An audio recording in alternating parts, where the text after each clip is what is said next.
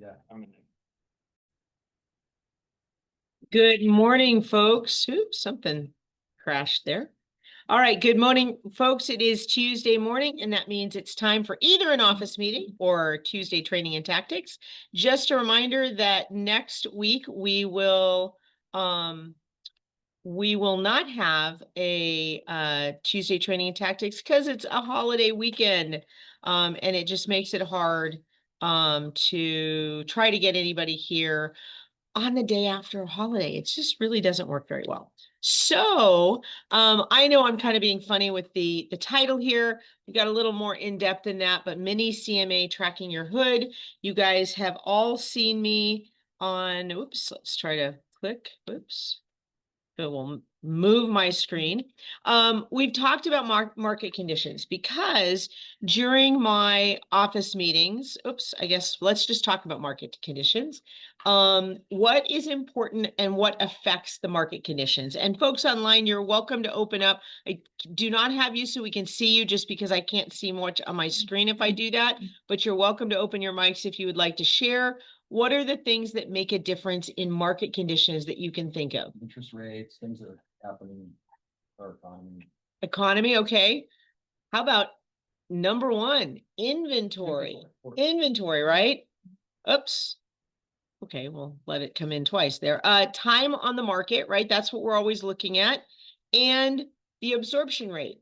So we're going to talk a little bit about that because you guys are used to me showing this to you every office meeting. I go over the stats. This particular slide talks about the Maricopa County single family homes. This was from this month's office meeting, right? So I just copied the slide right over.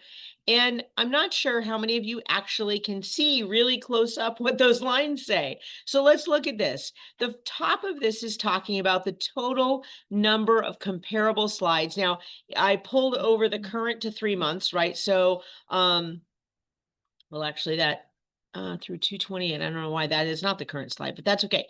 Total number of comparable sales. And this said 10,000 over that 3-month period. Remember that? And this is Maricopa County, right? The absorption rate is the total sales divided by the months. So divided by 3 months, that's about right, right? Total number of current active listings as of 228 was the 14,000. And that gave us at that point a housing supply of 4 months, right? Which means average homes are sitting on the market about 120 days, right? Little over that because 4.15. So the top of that is talking about that absorption rate, right? Because we want to know how quickly things are moving. The cool thing when you do this Fannie Mae 1004 MC statistic, and I'll show you how to get there, we're going to actually walk through it, is that you can see how things are progressing, right? And if we look at the bottom, let's look at numbers, right? Dollar prices, because that's what we want to see, right? This talks about the sale price and the list price, and then it talks about the days on market. Now, it's only showing 56 to 61 days on market. Now, why would you think that would be different than the 4 months up above? Any guesses? What stops your days on market from counting? In escrow? No. On ARMLS, what do you do that stops the days from counting? Temporarily offline, nothing. That's the other one. Oh my gosh, I can't think of it.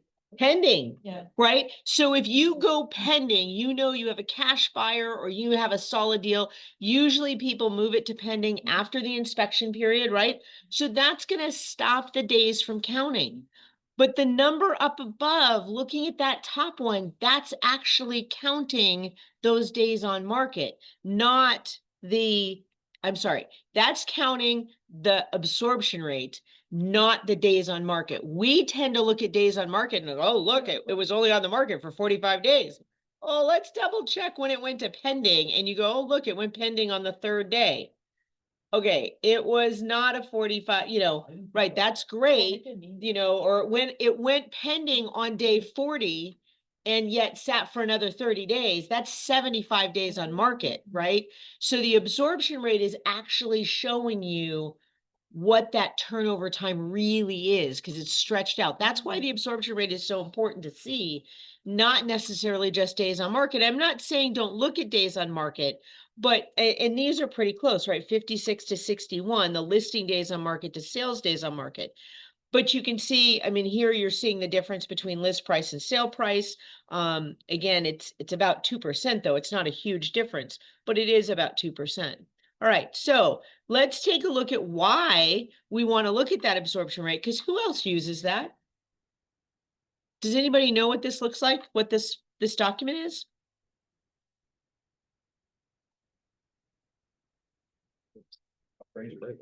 The appraisers. This is a market conditions addendum to the appraisal report. This is literally part of an appraisal, right? Look at what they have there. Total number of comparable active listings, months of housing supply, which is the total listings divided by the absorption rate, right? Is it declining? Is it stable? Is it increasing, right? Right now, what is our market doing? Prices are coming down. Prices are coming down. What is going up? Inventory. Inventory is going up. So is the market stable, declining, or increasing?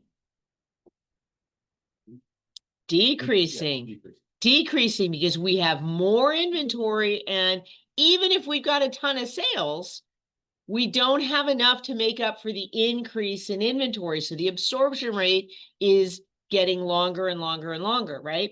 So this is why we use that 1004. That's why I pull it up every month for us to review. My point of doing this today was not to show you how to do a CMA, but actually to have you look at what you need to be able to speak to your clients. Now, I bring up this screen here because if you have not checked out the listing presentation, you have access to a full listing presentation. And two of the slides on that listing presentation specifically reference this same type of thing, right? The first one is one that talks about all the things that determine the price and preparing to sell the home. Now, you have a listing presentation and you know where you're going to do that presentation to, right? You know where the house is and you have time. Pull up and do a 1004 for that neighborhood, right? Because then you can have this conversation about location. Then condition of property is kind of a little separate though, right? But economic trends, as you said earlier, and supply and demand. Here's the supply and demand going on right now in your neighborhood. So when you do the CMA, you just click the box 1004 and see. We're going to go through that so you can see it. Yep, I'm going to actually jump off of this slideshow to show you exactly how to do that. But the other slide that's there, look, is initial list price is critical. Why? What happens if you start too high?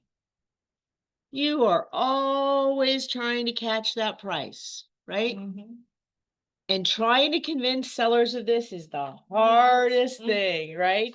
So this is already built into your presentation. If you go pull up one of our one listing presentation that you modify, you download all this. I just took 2 slides from it, but you can add then your other slides, right? How much is the price dropping in that neighborhood on list prices, and yet they want to go above even that highest price?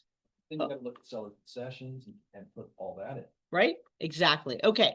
So let's see. Let's just talk a little bit about absorption rate. So there are 5 key points on housing absorption rate. Definition and calculation. So the housing absorption rate measures the rate at which available homes are sold in a specific market during a given period. Can you guys see that? Yeah. Okay. Better?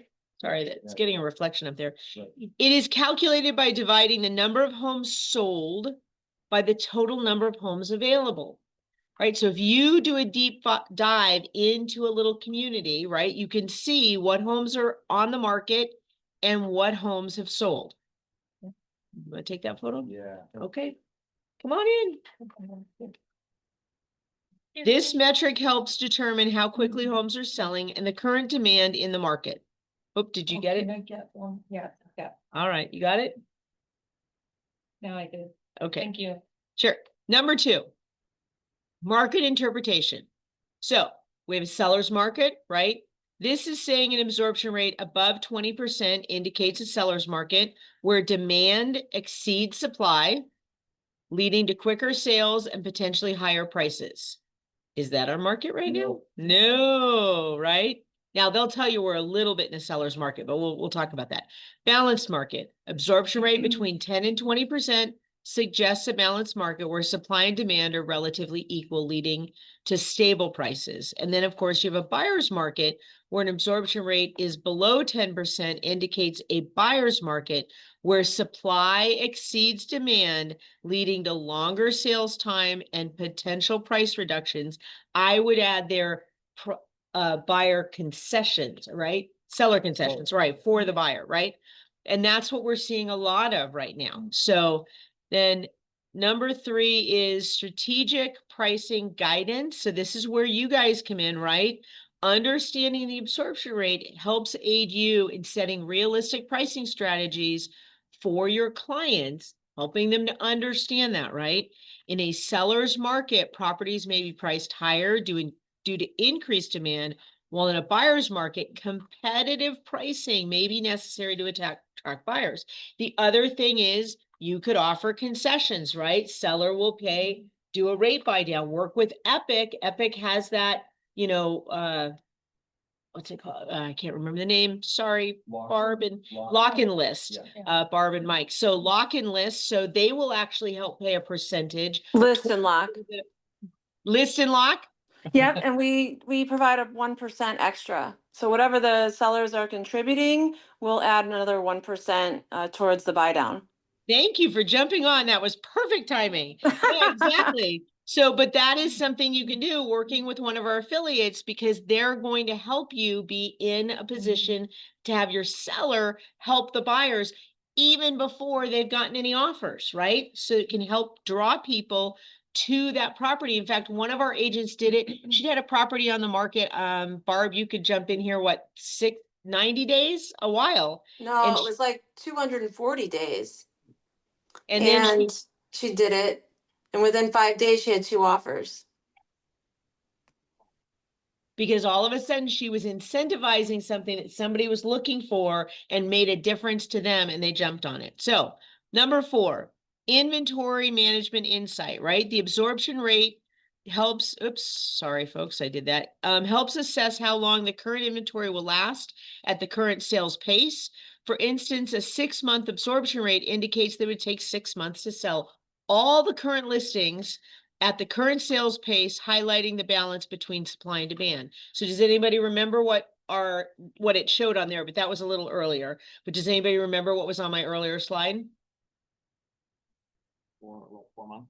4.15, right? Just a little over 4 months, right? So market trend analysis is monitoring the changes in the absorption rate over time can provide those insights into market trends. This is why we're here today, trying to give you the tools to be able to do this on your own, because then you can speak to what's going on. Now, it may be in a specific neighborhood, but you're talking to a potential client, you can then turn it around and say, and can I check this out for you in your neighborhood or the area you're looking to buy, right? Because both buyers and sellers need this information. Why would a seller need this information? To price it, right? To price it right, right? Why would a buyer want to know this information? Make sure he's getting them at the right price. And or knowing what they can ask for, right? So a declining absorption rate may signal a cooling market while an increasing rate rising demand and potential price increases. So here are some resources for you, and then I'm going to go to show this to you, but I want you, whoops, a second, allow me to move this out of the way. All right, so what is our biggest tool? You can wait till the slide. There's a whole bunch more here. I've got a green circle there that doesn't belong there yet, but Armless, right? Yep. Now I have 2 different things on here. How many of you log into ARMLS, or how many of you just log into Flex MLS? I do. I mostly use Flex, but I go Okay. to RMLS. So I'm letting you know ARMLS, which shows you, the Flex and the Monsoon. If you guys have not gone to ARMLS, please go on there. They have a whole learning module, a whole set of learning training workshops, seminars, not only how to use the engine to search, but there's a lot of data on there and how to use that system to better work with your clients. Now, most of us do use Flex MLS, and I get that, but one of the other things that is available now is something called Rapid Stats. This is relatively new, so you can go in and check the Rapid Stats. That is under ARMLS. You're not going to find that on Flex, and it is a free service for what you're already paying ARMLS. So, how many of you knew Rock University has stuff that has some of these stats available to you each and every month, every day? You can pull this up. Does anybody know what I'm talking about?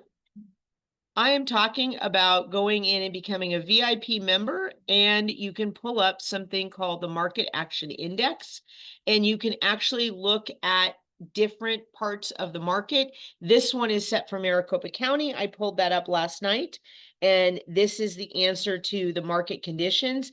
Again, it says it's a seller's market, but it is on the very low end of the seller's market, and that is for the entire Maricopa County, right? That's a big county. Just saying, okay?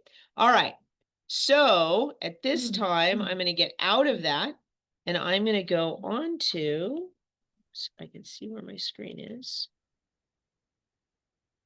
on to Flex. Okay. So to start with, wish I could. I'm going to hide myself here, folks, so I have room. Okay. Wish I could get rid of some of this stuff, so I had a bigger screen. So this is just basically hitting quick search, and all that I have in here right now is active and coming soon. So what I'm going to do to make this easy, we're just going to do the zip code here where we are. 85028 is our office zip code. So I'm going to put the zip code in there, and I've locked that in. You're going to see that's going to drop me to 94 properties here in this area on both sides of the 51, basically up against the Phoenix Mountain Preserve. So I'm not looking at price here, but I will make a little modification just while we're doing this. We're going to look at only single family homes. Okay. I do recommend you separate these because I don't think it's fair to compare how long condos or townhomes, you know, are sitting on the market versus single family homes.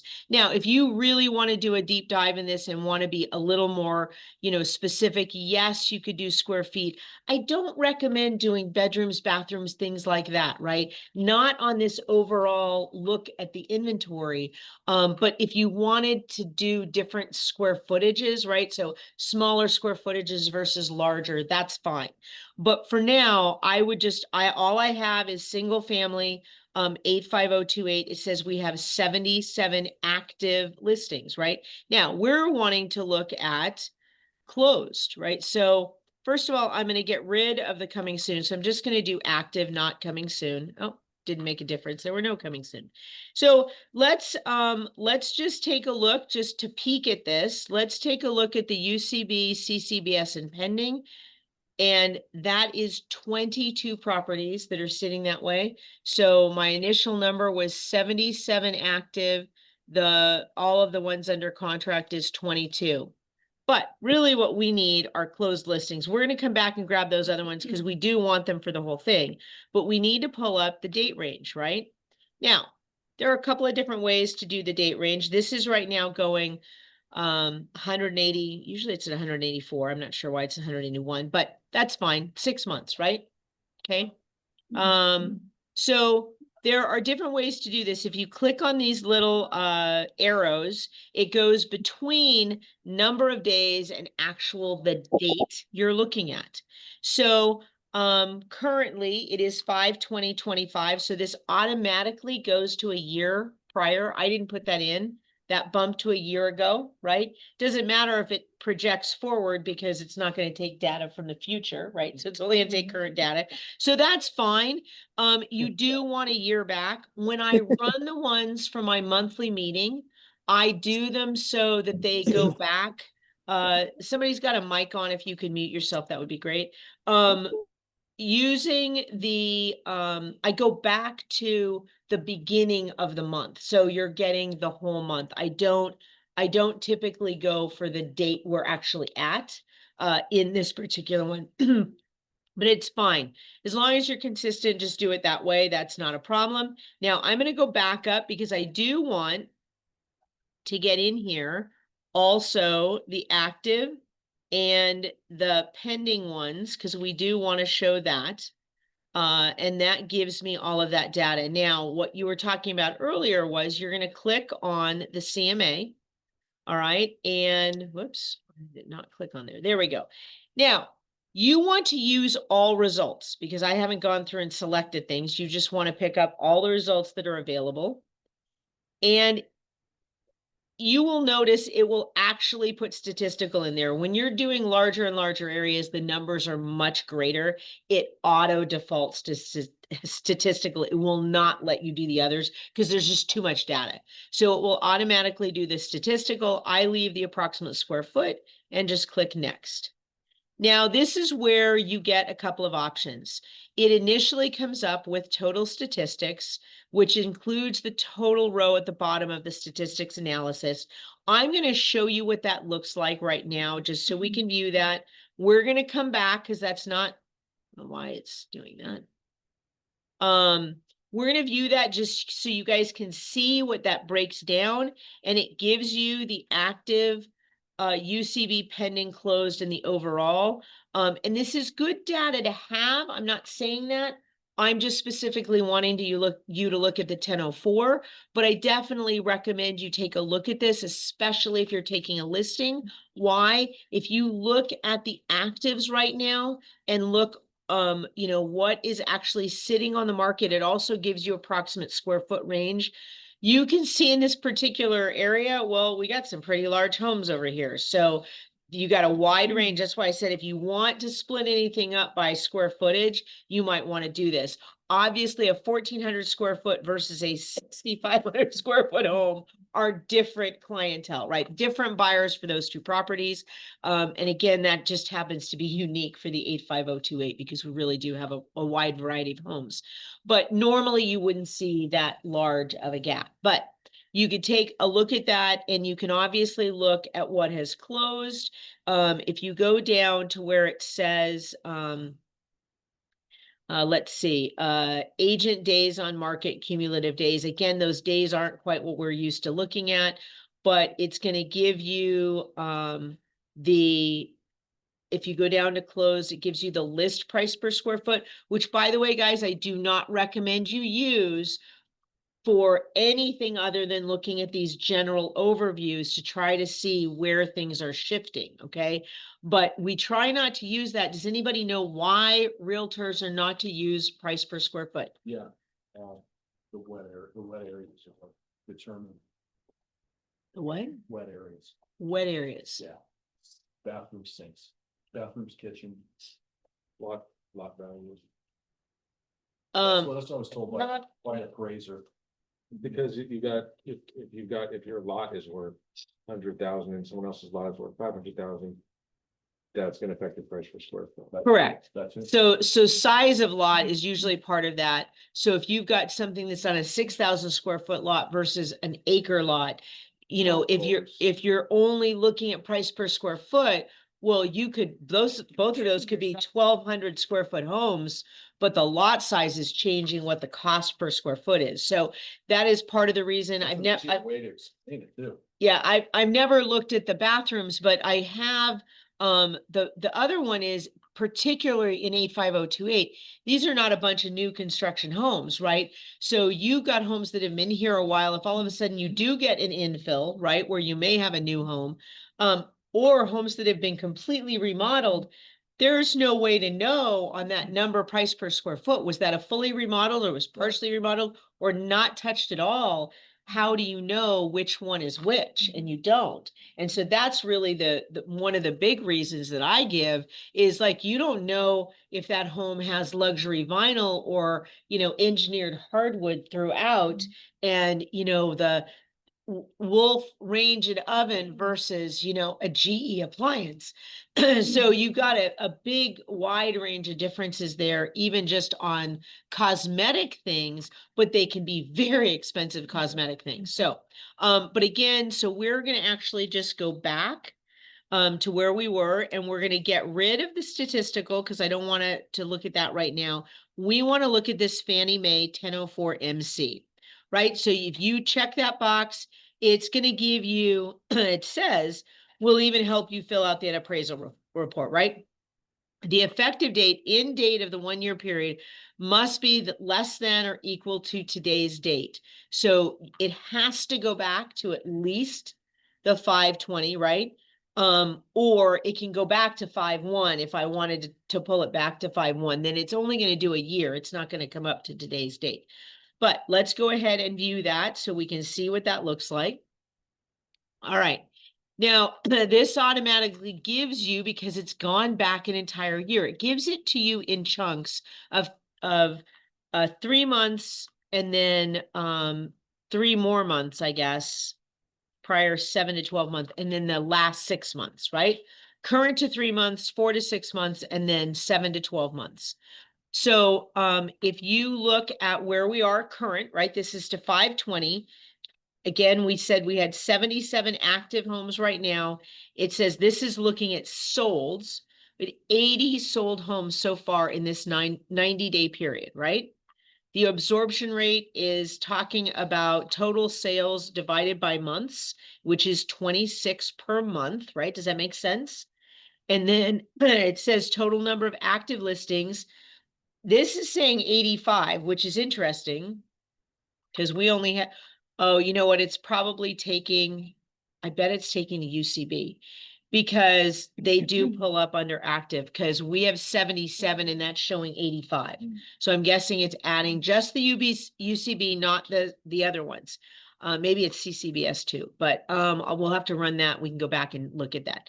But it's saying right now in this area that we have a 3.19 absorption rate. So just over 3 months, which is about 90 days, okay?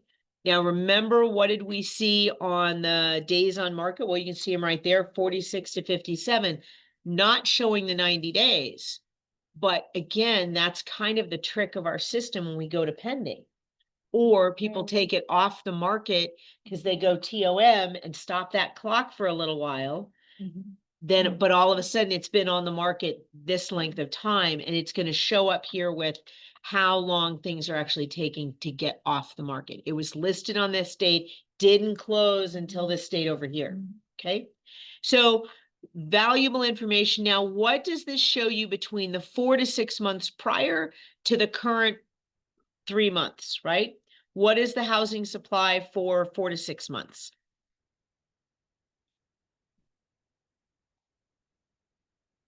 Can you guys read that? 3.86, sorry, 3.86, okay? So is that going up or down? Well, it's going down when it moves to the current, the 3 months. Correct, right? Yeah. But if you look to the 6 months prior, how quickly were things moving between, you know, last May and November of last year? There was the different Yeah. markets within 3 months, and then the next 3 months, and the next 3 months. Right. So when is the highest market season typically in Arizona? When is the highest volume of transactions sold? You know? The fall, right? First quarter, First quarter? well, let's see, like February through May. How about May, June, and July? Oh, May, June, and July, okay. Right? Nobody wants to move in the summer here, but guess what? Well, it's Schools, people move in the summertime because they've got kids in school. They want them to get through with their classes, right? So if you look at this, we haven't really registered much of May in here yet, right? But we're starting to see that pickup. And we will sell homes in the rest of May, June, and July, right? And then things will start to peter off. If interest rates would only drop, we would sell a lot more homes, right? But if you look to May 20th to November 19th, my guess is the quick pace there was that May, June, and July, not your August, September, October, November, right? So, and for those that don't know, school starts in the Paradise Valley School District on August 5th of this coming year. Scottsdale is either going to be that week or the next week. They're usually within 1 week of each other if they're not the same week. So again, the reason we do most of our sales in July and get it all done is parents want to be in their homes Right. before those kids go back to school. And so it doesn't mean we don't have other sales, right? It's just that particular large market, the large pool of buyers is wanting to buy and be closed by the end of July. So, we are headed into the height of our season. And yes, you could show people that we've technically dropped about a half a month of supply in the last 3 months, right? But we've also increased the volume of listings by double, right? Almost double. Total sales 49, 80 up there. If you look, let's see, active listings, well, not quite, 63 to 85. So a quarter of an inventory greater on the market right now. And we will see more listings come on as this month ends. Graduation is this Thursday for the PV schools. We will see those listings hit next week or the following week as families are like, let's get the home on the market, right? Let's get into this on market right now to get the property moved. So again, this is what I'm looking at every month when I do that. This is how you can set this up. Now, I'm going to go back to this for a second because we've got time here. Whoops. We have to go back to this one. All right, let's go back to my search results. First of all, let's just out of curiosity, let's get rid of this pending. There we go. That got us to our 85. So that what it's showing is your active is both active UCB and CCBS, because remember that was 85 and not the 77. So just wanted to know where those numbers were coming from so we can speak. Why is that showing that number? And that wasn't the number we had, right? So, but here's some of what you can do here is if you're not familiar with this, let's go ahead and zoom in to an area here. Let's try this. How many of you know, gosh, anybody know how to get rid of half my screen? I think the arrow next step, isn't it? Drop down a little bit. Or where are you trying to? No, I'm trying to move the top part of this up so I have more on my screen. But if that's square, will that allow you to make the screen smaller? There, and then. you Yeah, should be able to- that'll make it a window instead of full screen.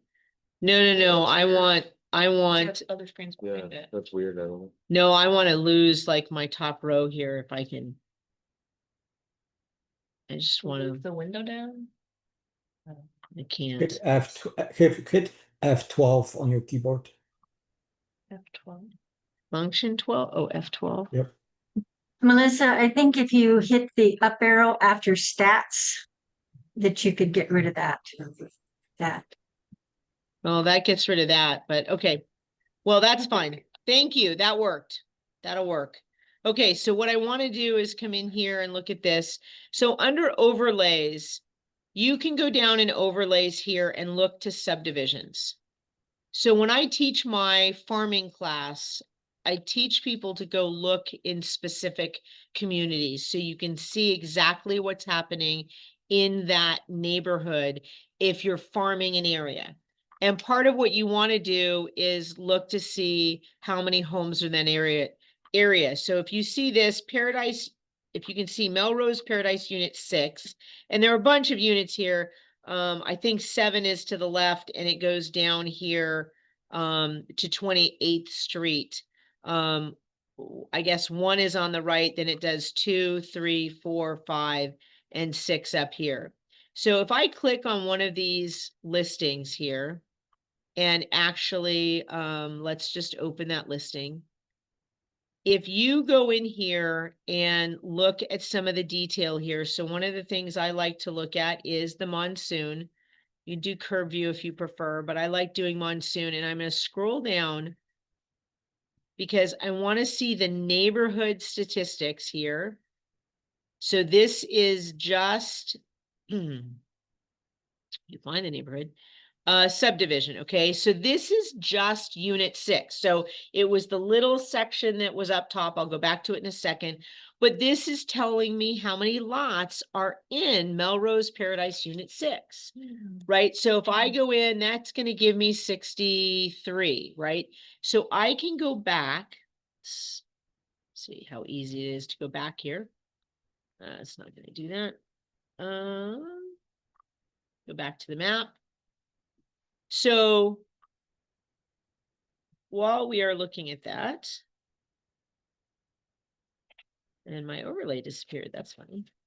It's a nice little piece of information there, Monsoon. Yeah, there's a lot of data in there. Go in with the right amount of flyers. And Go in with hit the right, send. yep, hit exactly what you want to look at. That's- So, well, and you can do mailers that way, right? So I don't know if you can see how these green lines work. So it's not exactly split on this middle thing. I don't know. How they developed it. Keep Right? going down. So if you can see, unit 3 is this very weird little green line that comes around and loops this Mhm. way, and unit 5 goes all the way over to there, right? So I want to actually go back. Let's see if I can go back to that. Is it gonna?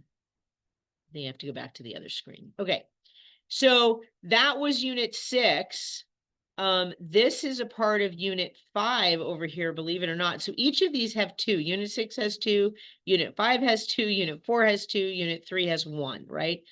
So let's see what this one says. And we're gonna have to open up just another screen. I'm gonna have a lot of screens open here. And again, I'm gonna go back to, oh, Monsoon is right there. Let's see what it says if I click neighborhood. That may actually give me some demographics. So that's going to give me, I think that's giving the 85028 demographics, not for this, just this neighborhood, right? Because number of households is the Yeah. 5270. That's probably all of 85028. Okay, so let's go to Monsoon and go back to this and scroll all the way down. So unit 5 has 44 homes. Oh, sorry, 45 homes, right? So you can go through and look at each of these depending on what you're looking for. Now, interesting, you've got one multi-story home. That means obviously somebody modified their home and added a second story. It was not a part of the original development. Would be very rare to just have one 2-story home, unless you had an old ranch. I guess you could have an old ranch style community where the main house, the main owner's home was a multi-story and then the rest are not.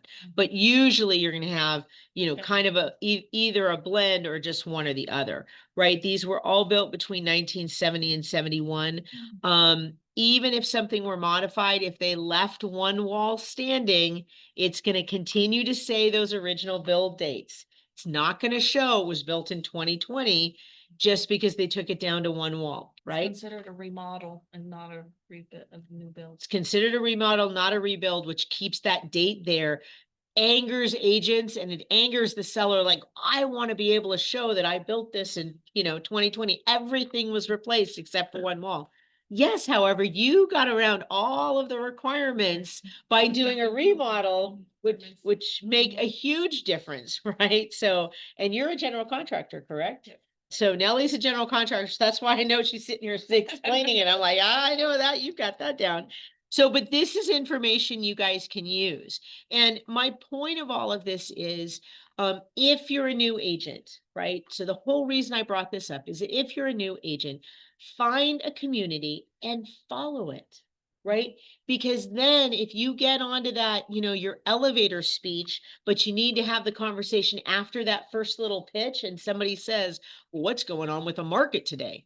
You have an answer, right? Because you can speak to something that you're comfortable with because you're watching it day in and day out. Now, I'm not saying you have to do this literally every day, but every week, if you follow this every week, save it into a folder so you can go back and look, gosh, wait, I thought something happened about a month ago. Oh, look, this is what I saw a month ago in this same area, right? We already had a spike and then it dropped. Right, because if all of a sudden we go and look at one of these, let's go back to the main thing right here. So we got all these actives, and if next week those have all gone to pending, or UCB, right? And all of a sudden somebody asks me what's going on in the market. I'm like, well, you're not going to believe this. I've been watching this neighborhood and like, 3/4 of the homes went to pending. That's huge, folks, right? Because if you're listing a home in the neighborhood and 5 homes just went under contract, you want to know what was the information about those 5 homes, right? The other one I highly recommend is go view these homes. If you're watching a particular community and a new home comes on the market, oh, you don't have a buyer for it?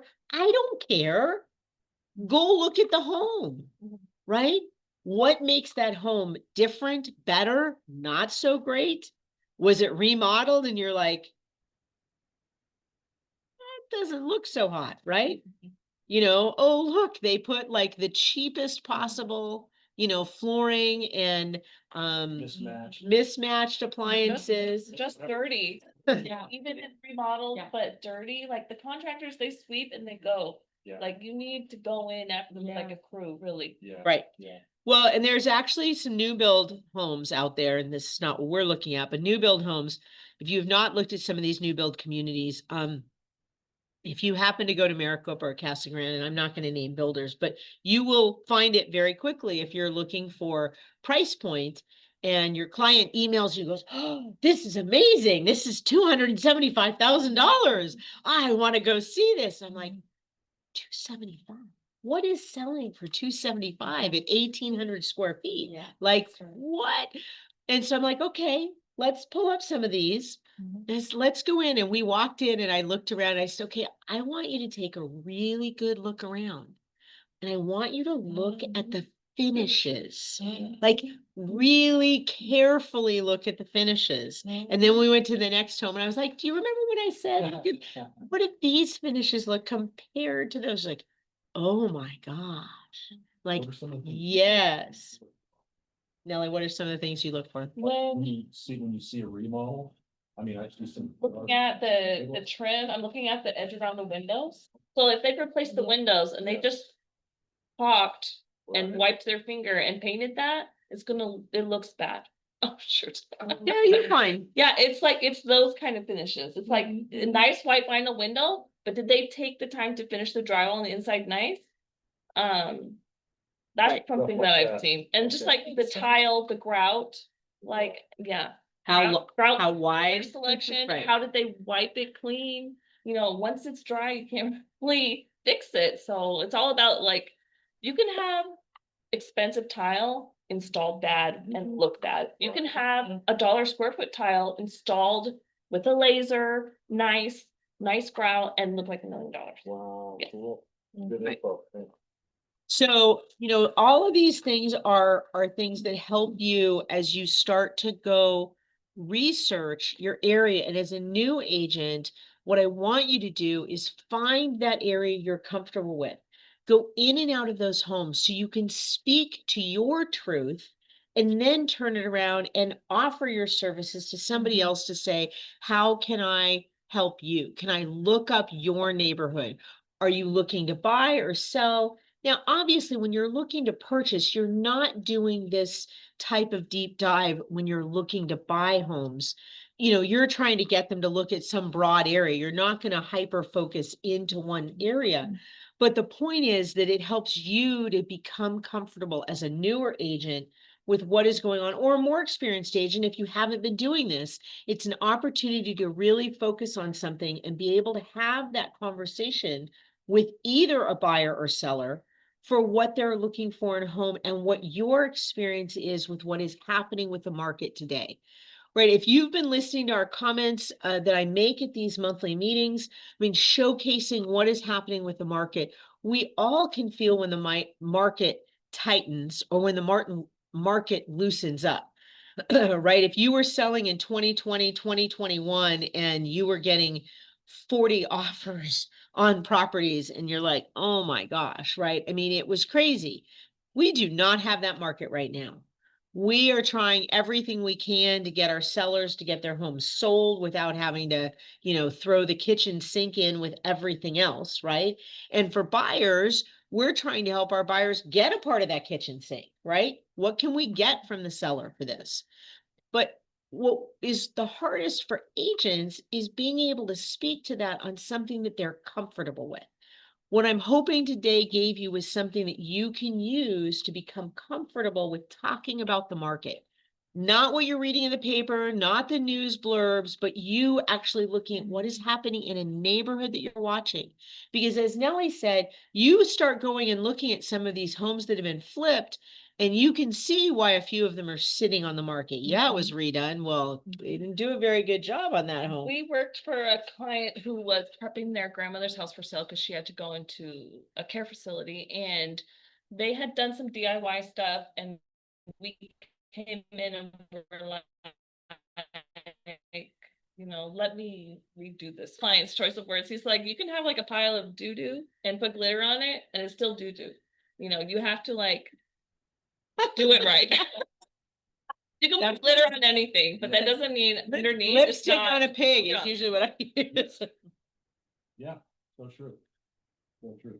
And- It's weird when you see remodels where when you're like, what were they thinking? There's no pantry. Where are they gonna store their food? Where these Or no there's cabinets. no- They take the cabinets I out, just saw that million. take all the cabinets out, and they put 3 shelves. It's like, Yes, where yes. are you putting your Where are you gonna put plates? your dishes? Yeah. Plates? Right, Where are right. they going? Yeah, people don't think about it. Well, the one that I always thought when the DIY where it's like open all the walls up so you have one huge room. I'm like, these people do not have kids. I am sorry, they do not have kids. You need those separate spaces so the kids can go off. I've seen those memes where people like take off all their doors and they see all the junk, and it's like, oh, we did the modern like open door look, and it's like It's a design aesthetic. It's not very functional. It doesn't work when you've got 3 kids making a mess everywhere. So, any questions? I've got a little time left. I just want to make sure. Yep. So the 1004 MC, you go back a year, and this is typically for your own information. Also, you would use that for a buyer presentation. I'm sorry, A seller presentation. seller Yes, you would use it for a seller presentation as part of what is going on. Back here, I would. No. Yeah, okay. No, for a buyer, you're looking at the last Yeah. 90 days. Yeah, that's what I. And if you are struggling to find comps because you're trying to figure out why the home is priced the way it's priced, you obviously can go back further than that if you're trying to find the price of that. But you're in the point of this is showing the indicator, right? So you saw on that year chart, it was fast paced 6 months ago, right? Right. I'm sorry, a year to 6 months, right? That time period, 6 to 12 months ago, was very fast paced. Right, then the market like slowed very quickly to almost 4 months. It went from 1.6 or 1.8 to 4 months of it, inventory. That's a real shocker on the market that things all of a sudden went, whoa, we're not selling anything. And a lot of homes are coming on the market, right? desperate. Right. And then we're now starting to see things are improving. Well, I'll make a guess. Part of the reasons that things are improving, we are hitting the stride for the height of our market, right? So May, June, July. And then when we hit August, things are going to start to slow down unless interest rates go down. Because if interest rates would go down, we would see a flurry of activity. And they're saying even if they just went to 6% at this point, right? So like low 6s, because right now they're at 7%. So if we could get that 1% off, we would see a lot of activity. And again, that all depends on when that hits. But I do believe we would still see activity that August, September, October, November time period. We always see a little pickup in December, which people are like, why are people closing homes in December? Well, what happens is before that Thanksgiving, they get under contract and they close them in December. It's not over Thanksgiving, right? That time period is pretty slow. And then the end of the year is slow, except for sellers that have to get out by year end. Right. And those are the ones making deals in November and December because they got to get it closed. So think about it. Somebody that's moved out of a home and has that, you've lived here 2 of the last 5 years and that time clock is about to hit, they got to get out of that property. Now that can happen any month, right? But I'm just saying there are sometimes tax consequences for sellers.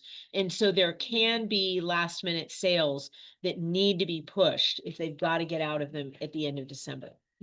Any thoughts back there? No, he's being quiet. Anybody else? Some questions? Do any of you feel that you'll use something like this to set up your own searches? Yeah. those are really good overlays, like you just showed me. I Oh, see with it this- totally Division? differently. Yeah. The overlays, so there are lots of different things here. So if you're not used to this, there are zip code overlays as well. So if you have never seen this and you can draw the entire thing if you really want to. So that's the 85028. You can see a lot of it's in the mountain preserve. But you can see how it zigzags here around the mountain. That actually is 85028, not 85, what is this one? 253, which is Paradise Valley, right? So, it actually curves around here. So kind of funny shift there. This is that magic 85254, goes all the way up to Arabian Views right there up against the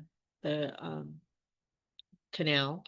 So, but yeah, you can do those overlays. There are a lot of different overlays. You can also draw your own overlays. I don't know if you're aware of that. Yeah. So, like I had one The of our subdivision politicians. is so important because there's different builders that go in there. Like you were saying, you're showing clients 275 new construction home and it's probably like plastic liner in the shower and stuff. Right, Yeah. right. So yeah, you should look at those comparables, and that's why I encourage you to go into the homes, right? Because it does make a difference if you've been in the homes. And does anybody remember a phrase from back in real estate school? What is the one thing you cannot change in a home? Does anybody remember this? Something that's negative about a home that you're just stuck with. Its location. No. In the property, the physical, functional obsolescence, right? So those are those homes that are, you know, without literally tearing down every wall, it just doesn't function very well, right? You walk in and, you know, you walk in and hit a wall and you got a zigzag, right? You know, and then you're in this teeny tiny room, like, what is this room, right? And then somebody's added on to the home and you've got these weird add-ons, right? So that is called functional obsolescence, right? You can do a lot of stuff, but ultimately, unless somebody's literally tearing down walls, it's not going to make it a usable space, right? And that's really, really hard to overcome, because unless you find somebody's, oh, this is perfect, I wanted a sewing room, this is ideal, like okay, got a little sewing room, right? But that is really, really difficult. What I'm showing you here is I had to do I had a buyer that had to be within a specific legislative district. That was not it, but it was something like that. And at any rate, so I went in and drew the legislative district so I knew exactly where they were. So again, you can create your own see my map overlays, right? So of course I've got Paradise Valley School District boundaries.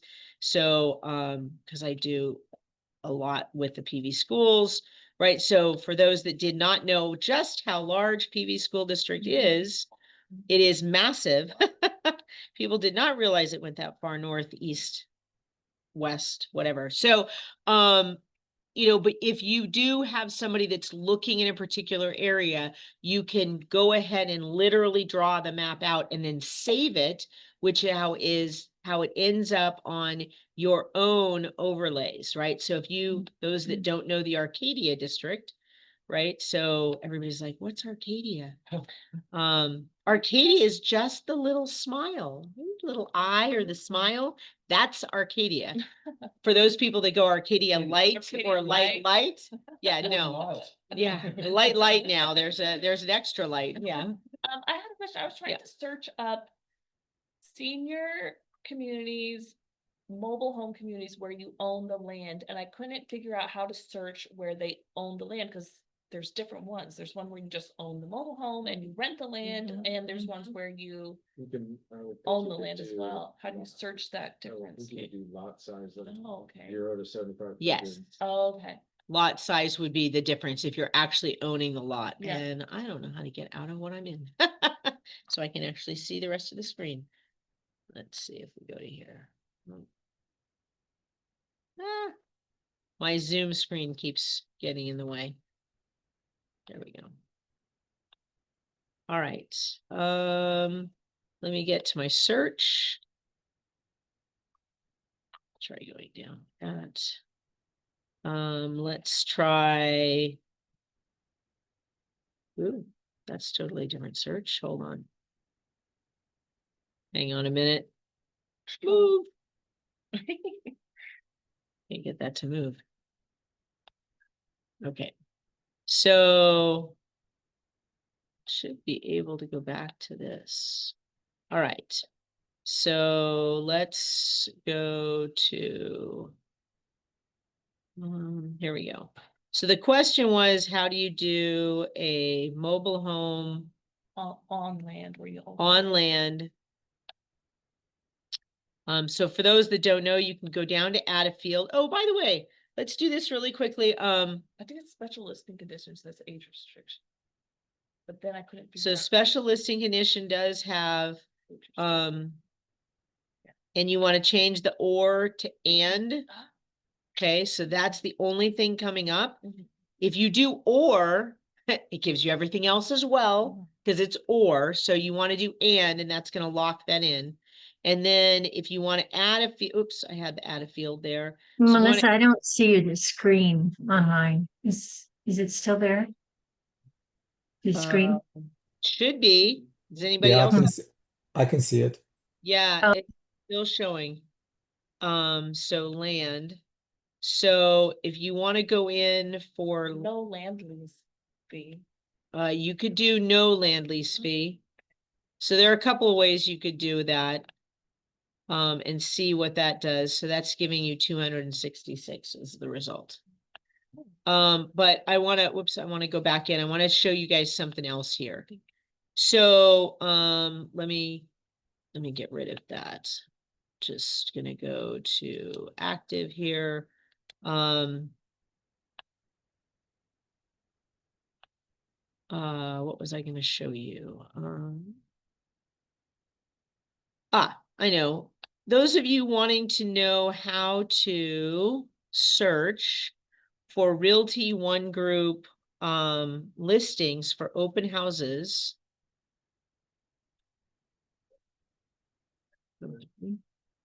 So listing and selling company, I believe this is the right way to do this. Hold on. There are two ways. Yeah, I have it set up.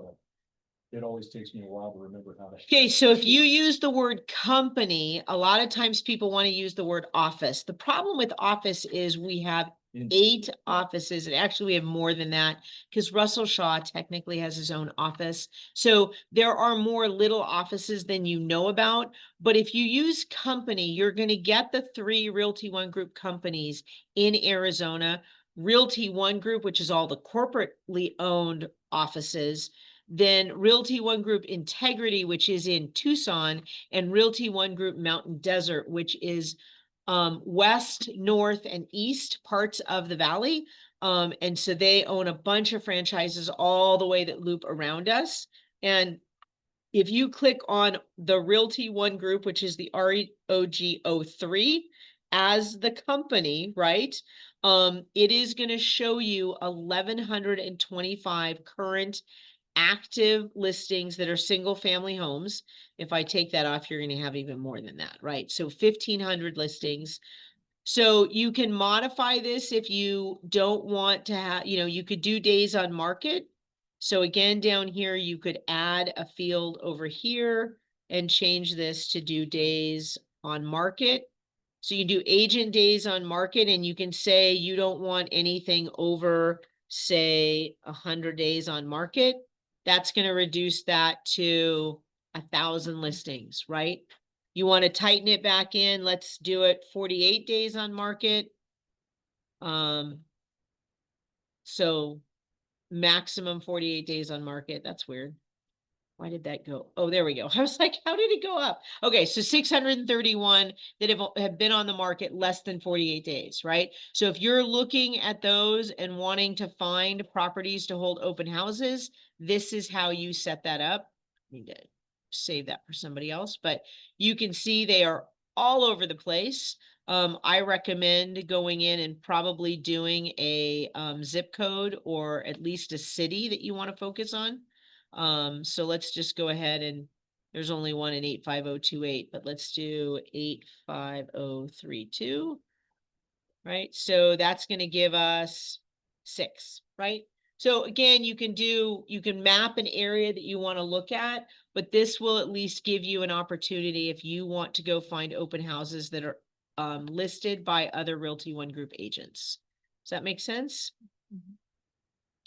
Okay, it's 11:01. How about that? I'm going to stop sharing. Any questions from anybody online? Anybody here? Good stuff. Good stuff. much. Awesome. Well, good. You guys have a Good great teacher. holiday. Thank you so much. Holiday weekend. Enjoy yourselves. I got a graduation, so high school graduate. Woohoo! Last one, I know. All right, you guys have a great weekend. Bye. Thank you. You're welcome. Thank you.